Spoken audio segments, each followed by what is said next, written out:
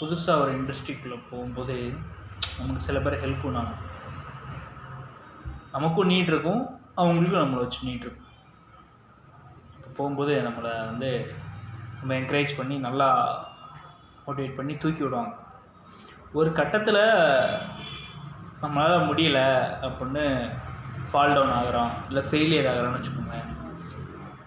அப்போ நம்ம ஏதோ ஒரு உதவி கேட்குறோம், அப்போ நமக்கு அந்த உதவி மறுக்கப்படுது, இல்லை நம்ம நிராகரிக்கப்படுறோம், நம்ம தோற்றுருவோன்னு அவங்க ஃபீல் பண்ணுறாங்க. நமக்கு உதவி பண்ணால் அவங்களும் ஃபால் டவுன் ஆயிடுவாங்க, அவங்களோட பொருளாதாரமும் நஷ்டமடையும் அப்படின்னு நினைப்பாங்க. அந்த சுச்சுவேஷனில் நம்ம தனிச்சு விடப்படும். இதுக்கடுத்து என்ன வந்துட போகுது, என்ன வந்தால் என்ன,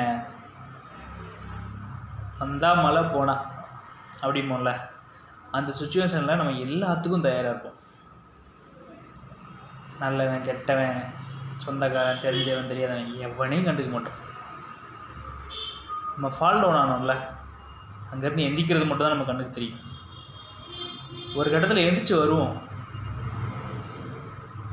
எவனையுமே கண்டுக்காமல் மேலே வந்துடுவோம். மேலே வந்தோடனையும் நம்ம ஃபால் டவுனில் கொஞ்சம் பேர் நமக்கு உதவி பண்ணுறதுக்கு யோசிச்சுருப்பாங்கல்ல, அவங்களாம் அப்போ நம்மளோட நீடை கேட்டு நம்மக்கிட்ட வருவாங்க. அப்போயும் நம்ம என்ன தெரியுமா சொல்லுவோம், என்ன வேணுமோ நம்ம பண்ணி விட்டுறோம் அப்படின்னு நம்மளோட முடிஞ்ச ஹெல்ப்பை பண்ணுவோம்ல.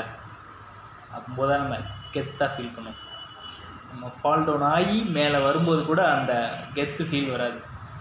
நம்ம ஃபால் டவுன் ஆகும்போது நமக்கு எவ்வளோ ஹெல்ப் பண்ணல, நமக்கு ஒரு உதவி கூட பண்ணல அப்படின்னு இருக்க சுச்சுவேஷனில் நம்ம மேலே போயிட்டு அவனுக்கு ஒரு உதவி பண்ணுவோம் பாருங்கள், அப்போ ஒரு கர்வம் இருக்குல்ல, அதுதான் உண்மையான கெத்து.